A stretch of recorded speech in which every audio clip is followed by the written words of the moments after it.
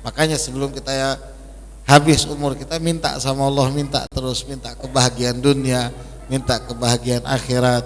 Minta kemarin itu diajarkan minta hasanah, kebaikan dunia dan akhirat. Sebagaimana Nabi SAW kan banyak meminta Allahumma rabbana atina fid dunya hasanatan wa fil akhirati hasanatan wa qina adzabannar.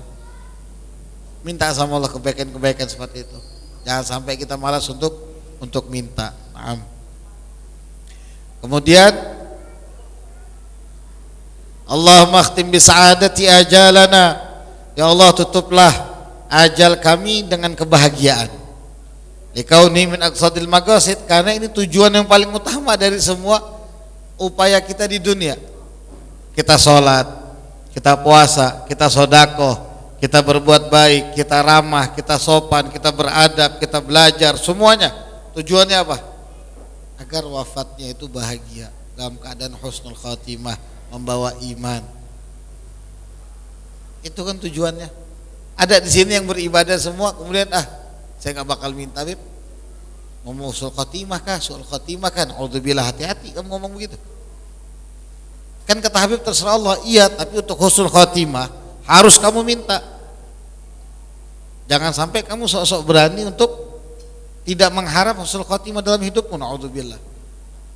Yang beredar, ada satu mu'alaf yang sekarang jadi dai, Masya Allah luar biasa. Sama ada satu syekh dulunya luar biasa, karyanya hebat. Wafatnya gara-gara perempuan. Sebelum wafat dia keluar dari Islam. Seorang syekh, orang besar, bukan orang kecil, orang yang paham agama, gak bisa pastikan kematiannya, mau selamat atau enggak. Apalagi kita, makanya minta sama Allah, minta husnul khatimah, minta kebahagiaan saat wafat, mati dalam keadaan bawa iman, Islam, ikhram afiyah. Li'annahum likaunihim min aqsadil maqasid wa ajalil ma'arif bal huwa natijatu jami'il matalib wa thamratu jami'il ibadat wal maqasid sa'idahu sa'adatan la yatasawwar ba'da syaqawah su'duhu atau sa'duhu sa'adatan la yatasawwar ba'da syaqawah. Karena yang namanya wafat dalam keadaan husnul khatimah ini hasil dari semua permohonan kita, semuanya. Tadi minta diampunkan oleh Allah dosa agar apa? Wafatnya husnul khatimah. Diminta kita minta sama Allah agar dimaafkan kesalahan kita agar husnul khatimah. Minta ridhonya Allah agar husnul khatimah. Minta rahmat agar husnul khatimah. Minta barokah agar husnul khatimah. Minta manfaat ilmu agar husnul khatimah. Minta manfaat barokah amal agar husnul khatimah. Minta keluarga yang begini agar husnul khatimah. Jadi mintanya juga jangan lupa husnul khatimah. Jangan cuma Allah fulus. Haula wala quwata illa billah. Lupa dia nyelepin husnul khatimah. Razaqallahu ta'ala wa iyyakum, dan Allah berikan kita rezeki husnul khatimah, amin ya rabbal alamin. Wa syagawatuhu syagawatan la tusawwar ba'da sa'adah. Kalau celaka di ajal, kalau tadi bahagia artinya husnul khatimah, maka itu kebahagiaan yang sudahlah, enggak bisa digambarkan nanti, enggak bisa digambarkan lagi kebahagiaan setelahnya. Karena kenikmatan demi kenikmatan telah menanti. Kenikmatan demi kenikmatan telah menanti. Tapi kalau kita naudzubillah wafat dalam keadaan su'ul khatimah, buruk, syagawah, sial, enggak beruntung wafatnya, naudzubillah, maka enggak bisa digambarkan lagi nanti gimana kehidupan kelanjutannya dia dari kuburnya, di alam mahsyarnya, belum nanti di barzakhnya, belum lagi nanti di mahsyarnya, belum lagi nanti di mizannya dan seterusnya. Makanya Nabi SAW qadissalah pernah bersabda, innamal umru khawatimuha. Innamal amru bi khawatimihi. Sungguhnya semua perkara itu tergantung penutupannya. Saat ini tidak mau tahu bagaimanapun kamu hidupmu, selama kamu ada keinginan terus memohon kepada Allah husnul khatimah, maka yang Allah lihat nanti wafatmu. Nggak mau tahu 80 tahun dia maksiat, 80 tahun dia tidak pernah taat sama Allah sekalipun karena malas umpama. Akhirnya 3 hari menjelang wafat dia taubat, dia sholat, dia nangis minta ampun sama Allah, dia selamat. Dia selamat. Tapi ada orang 80 tahun sudah ibadah, tahu-tahu sesekali lah pengen maksiat, mati tengah jalan. Dia suul khatimah. Lagi asal maksiat mati, dia suul khatimah. Makanya Nabi SAW mengingatkan bagi orang yang sudah masuk umur 40, apalagi yang ke atas, bukan berarti kematian itu tidak mengincar yang muda-muda, yang kayak Jalu, Adit, hati-hati. Apalagi yang badannya ini sudah obesitas, hati-hati. Nafas sudah susah, jalan susah. Takutnya nanti Israel tidak sengaja gitu loh, kayak ini bercanda. Dan panjang umur serta afiat. Tapi setidaknya Nabi SAW mewanti-wanti yang sudah 40 tahun ke atas, karena kebanyakan namanya sudah mau habis masa waktunya, stop maksiat. Tapi kalau ada orang 40 tahun ke atas masih suka maksiat, masih pede dengan dosa-dosanya, waliyadzubillah, na'udzubillah, semua na'udzubillah, maka hati-hati wafatnya. Biasanya agak susah untuk kembali normal. Bukan tidak bisa, tapi agak susah, kecuali dia benar-benar dapat taufik dari Allah, dapat hidayah, dia sadar benar-benar dia pengen kembali, baru dia aman. Tapi kita nggak pernah tahu, hidayah taufik itu kan nggak bisa kita yang tentukan. Kayak hadir malam ini saya katakan, nggak semuanya bisa tentukan, entah ada yang kena hujan sedikit langsung sakit, tapi kalau jemput ayangnya mau badai kah, banjir kah, motornya digendong, kata manusia. Jadi jangan sampai wafat itu lagi dalam keadaan maksiat. Naudzubillah, yang belum tobat sekarang. Kayak ada cerita di Bani Israel, Nabi SAW dalam hadis beliau menceritakan ada satu hamba Allah, dia telah membunuh 99 orang zaman Bani Israel. Walhasil dia tanya ke salah satu pemuka agama, saya sudah ngebunuh 99 orang, apakah saya bisa diampunkan kesalahannya? 99 orang dibunuh di tangannya. Maka kata si pemuka agama, nggak mungkin kamu diampunkan, mustahil. Akhirnya ditebas, lengkaplah 100. Dia jalan lagi, dia cari lagi, siapa ini yang bisa nenangkan saya? Ada enggak Tuhan yang bisa mengampunkan kesalahan saya ini? Sampai dia ketemu salah satu daripada umat mengikuti Nabi Allah Musa kalau tidak salah. Hasil dia tanya, bagaimana kira-kira saya bisa diampunkan enggak? Saya sudah bunuh 100 orang dalam perjalanan ketemu kamu. Kata yang ini, anggap aja Jalu, wah ini kacau ini, sudah 100 salah ngomong, aku yang jadi 101. Akhirnya dia bilang, bisa, tapi kamu kalau mau benar-benar kembali kepada Allah agar dosamu habis, kamu mesti belajar agama, kamu mulai ibadah. Ya udah ajarkan saya. Nah, saya nggak bisa ngajar. Kalau mau kamu datangi guru saya di kota sebelah, anggap aja dari Balikpapan misalkan ke Samarinda. Oh ya sudah, kalau gitu saya jalan. Siapa namanya? Fulan bin Fulan. Misalkan namanya Guru Adit, sumpah makan gurunya Jalu, Guru Adit. Akhirnya jalan si Fulan ini sampai di tengah jalan, subhanallah, Allah wafatkan dia. Sudah ngebunuh 100 orang. Kata Nabi SAW dalam hadis, beliau melanjutkan, maka Allah mengirim satu malaikat untuk membawa orang tersebut menuju siksa di alam kubur. Dan di saat yang sama pula Allah kirim malaikat untuk membawa orang tersebut menuju surganya Allah, keridhonya Allah. Akhirnya malaikat itu debat, memang bisa malaikat debat.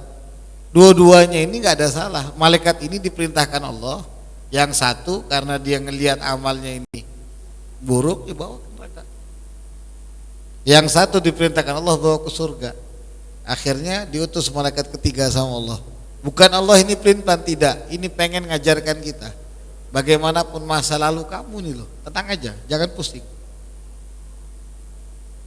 Malaikat ketiga diperintahkan Allah katakan kepada dua-duanya, suruh hitung jarak mana yang paling dekat. Mana yang paling dekat? Dia dari Balikpapan ke Samarinda, sudah sampai mana gitu loh. Kalau dihitung kembali dari jarak itu ke Balikpapan berapa kilo, ke Samarinda berapa kilo, mana yang paling dekat? Gal akhirnya kata malaikat yang bawa ke neraka, anggaplah sudah 1000 meter dari Balikpapan. Kata yang mau dibawa ke surga 999 meter menuju Samarinda, lebih dekat 1 jengkal. Sebenarnya 1 jengkal ceritanya, ini paling enak kasih contoh 1 meter. Maka kata Allah, masukkan dia ke dalam surgaku. Syuf belum pernah ibadah, belum pernah sujud, baru ngebunuh 100 orang, mati di tengah jalan, disuruh bawa ke surganya Allah. Karena dia ada keinginan untuk taubat. Ada keinginan benar-benar, bukan cuma sekedar ingin, bukan cuma sekedar aku pengen diet tapi masih makan enggak karu-karuan. Itu keinginan aja nggak dikerjakan. Ini keinginan dia benar-benar, aku ini pengen kurus, pengen sehat, pengen diet, seumpama ini nyindir ada tipis-tipis sebenarnya. Habis itu ya udah jangan makan lagi roti yang ada, bungkus 2 kan. Atau jangan lagi disimpan yang lain, nanti disimpan.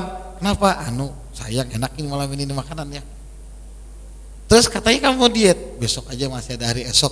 Ini cuma sekedar keinginan. Ini yang tobat nggak boleh begini.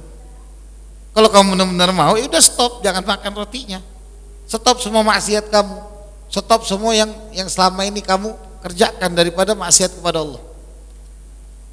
Itu baru kamu benar tobat. Rasanya setengah mati. Orang kebiasaan nggak sholat, muru-muru disuruh sholat, berat. Padahal imamnya cuma baca Al-Kafirun sama Al-Ikhlas. Itu rasanya kata ini imamnya hataman kata dia kan. Karena nggak pernah sholat. Begitu kena air wudhu, kata dia. Padahal harinya biasa aja. Saking dia tuh nggak pernah mau nyentuh air wudhu. Tapi kalau awal-awalnya berat, dia paksa, dia istiqomah, dia minta kekuatan sama Allah, insya Allah bakal dikasih sama Allah yang namanya cinta. Makanya Allah katakan dalam Al-Quran, Innallaha yuhibbut tawwabin wa yuhibbul mutatahhirin. Allah tuh suka sama orang yang senantiasa tobat. Allah tuh cinta sama mereka. Dan orang yang selalu mau berbenah, bersuci, mau terus ngebersihkan dirinya. Allah kasih cintanya. Nabi juga tegaskan, Lallahu afrahu bi taubati abdin. Sungguh kata Nabi, Allah itu sangat senang sama tobatnya seorang hamba. Minadham anil warid, lebih senang daripada orang yang jalan di gurun pasir, kemudian dia kehausan 1 kilo, 2 kilo, 3 kilo sampai dia tidak ada tenaga, tahu nemu air, dia bisa minum, kan senang banget itu. Nah Allah lebih senang dari itu, dikasih gambaran sama Nabi. Wa minal aqimil walid, juga lebih senang daripada orang yang sudah bertahun-tahun nikah nggak punya anak. Setahun, 2 tahun, 3 tahun, 4 tahun, 5 tahun, 10 tahun, 20 tahun, tapi moro-moro istrinya hamil anaknya. Senang kan sekeluarga ini? Nah Allah lebih senang dari itu. Wa minad dhalil wajid, bahkan sampai dari barang kesayangan kita yang hilang. Seumpama ada orang tua yang sudah wafat, nah, kemudian sebelum wafat sempat kasih anaknya satu barang yang berharga. Anggap aja biasanya mungkin surat tanah. Itu kan berharga buat anak-anak zaman now. Peninggalan orang tua yang paling berharga kata dia. Surat tanah, naudzubillah. Toto hilang. Maka si bapak sudah mati kata dia kan. Kata dia nih, si fulan itu enggak tahu siapa. Orang yang gila sama warisan, naudzubillah. Bapak sudah mati, saudara sudah nunggu-nunggu warisan, hilang pula suratnya. Hilang, sudah tadinya berantem, kehilangan surat. Setahun, 2 tahun, 3 tahun ketemu suratnya. Seneng enggak kira-kira? Seneng. Apalagi yang ngerasa paling berwenang. Itu seneng banget lihat, yes, aku kaya mendadak habis ini itu dia. Warisan bapakku ketemu itu dia. Naudzubillah, naudzubillah. Itu anak-anak yang di luar sana. Allah lebih senang dari itu kepada orang yang taubat. Sampai kata Nabi SAW, kurang lebih nanti dibuat sama Allah malaikat yang nyatet dosa kita itu, dibuat lupa sama Allah. Malaikat itu mustahil punya sifat lupa. Ansallahu hafidhaihi kata Nabi. Allah buat lupa. Jadi catatannya itu istilahnya dihilangkan sama Allah. Dan semua bekas-bekas di muka bumi yang dia maksiat, sumpama si fulan colai di WC ini, dihilangkan sama Allah gara-gara dia tobat. Asal dia berhenti benar-benar. Kalau hari ini ya saya tobat malam ini kata Habibmu, 3 hari lagi lanjut, ya tetap ada masih. Ini yang benar-benar tobat. Atau nanti mungkin yang suka minum minuman keras di satu tempat, yang harusnya tempat tadi itu jadi saksi kita, maksiat kepada Allah, dihilangkan sama Allah, dihapus bekas-bekasnya, jejaknya dihilangkan. Kemudian mungkin tangan kita pernah maksiat, apa aja semua dari kepala sampai kaki pernah maksiat, itu dihapuskan jejaknya sama Allah. Gara-gara Allah cinta sama hamba yang taubat. Makanya taubat sebelum ajal ini luar biasa. Kapan sebelum ajal? Ya sekarang ini. Sekarang ini. Loh, tapi siapa tahu nanti 20 tahun lagi saya masih hidup. Ya silakan kau maksiat kalau kau berani memastikan begitu. Tapi kalau kamu tidak berani memastikan, ya udah stop sekarang. Stop sekarang. Minta sama Allah kekuatan untuk menuju ridhonya. Kerjakan apa yang sekiranya ngebuat Allah itu senang. Sehingga kamu nanti diwafatkan dalam keadaan husnul khatimah insyaallah. Karena Nabi SAW pernah bersabda yang kurang lebih maknanya, Nabi SAW mengatakan yamutul mar'u ala ma'asya alaih. Seseorang itu akan wafat sebagaimana dia kebiasaan hidupnya. Wa yub'atsu ala ma mata alaih. Dan dia bakal dibangkitkan sebagaimana dia wafat. Seumpama dia rajin pengajian, rajin ngaji, dia jaga matanya, dia jaga telinganya, dia jaga dirinya dari hal-hal yang haram, dia istiqomah dalam ibadah, mau bagaimanapun keadaan hidupnya, maka dia akan diwafatkan dalam keadaan baik seperti itu. Tapi kalau dia udah kebiasaan, ini kebiasaan maksiat, lalai, sengaja, apalagi maaf kalau kemaksiatannya itu didasari dengan kesombongan, wal'iyadzubillah, ini agak susah dapat hidayahnya. Kalau maksiat hanya karena nafsu, masih besar kemungkinannya untuk dapat hidayah. Tapi kalau kemaksiatannya karena kesombongan, saya ini loh, cucunya ini, dengan maksud tujuannya apa? Sombong. Saya ini loh, yang punya tanah abang, sumpama, karena istri saya manggil saya abang kadang-kadang. Tanah abang itu punya abang, iya punya abang, entah abang yang mana. Saya ini yang punya PT A sampai Z. Saya. Nah, ini kalau maksiat karena kesombongan, lebih susah untuk dapetin hidayah. Bukan karena Allah nggak mampu, karena Allah nggak suka ada orang sombong. Ya iblis itu kurang apa? Ibadahnya banyak, kesalahannya cuma satu aja. Sombong kepada Nabi Adam. Iblis itu tahu Tuhan itu Allah. Iblis itu tidak pernah nolak sujud kepada Allah, nggak kayak kita. Mungkin kita lebih iblis dari iblis. Iblis itu tidak pernah nolak sujud sama Allah. Setiap tempat yang ada di langit, bahkan dikatakan di bumi, itu pernah dipakai sujud sama iblis. Tapi cuma satu kesalahannya, sombong sama Nabi Adam, nggak mau sujud. Lah kita manusia, maafnya ngomong, di masjid Nurul Islam ini aja enggak semua tempat kita pakai sujud. Enggak semua tempat kita pakai sujud, dan moro-moro kita suka sombong. Aku ini sudah haji 19 kali sumpah, Adit. Aku ini pengusaha ini, aku aku, naudzubillah. Kalimat-kalimat ini yang agak susah diberikan oleh Allah Subhanahu wa taala ampunan kepada mereka gara-gara sombong. Mudah-mudahan Allah jaga kita dari sifat sombong. Naudzubillah subhanahu naudzubillah. Maka minta sama Allah wafat yang baik dalam keadaan husnul khotimah. Jangan sampai kita tuh lalai, terlena dengan dunia. Asik minta uang aja. Asik minta jodoh aja, ini yang muda-muda nih. Minta juga selipin, minta diampunkan, minta taubat, minta taufik, minta hidayah. Minta kaya nggak apa-apa, minta jodoh nggak ada masalah. Tapi minta jangan lupa wafat dalam keadaan husnul khotimah, fi khairin afiyah. Wallahu alam bisawab. Mudah-mudahan sedikit ini bermanfaat. Jazakumullah khair jaza. Minta maaf, minta halal, minta ridhonya. Wal afu minkum. Juga kami ucapkan terima kasih yang sebesar-besarnya kepada seluruh pengurus Masjid Nurul Islam, Pak Ahmad Junaidi, Abah Badrudin dan seluruhnya. Mudah-mudahan Allah balas antum semua dengan jutaan kebaikan dunia dan akhirat. Akhirul kalam. Assalamualaikum warahmatullahi wabarakatuh.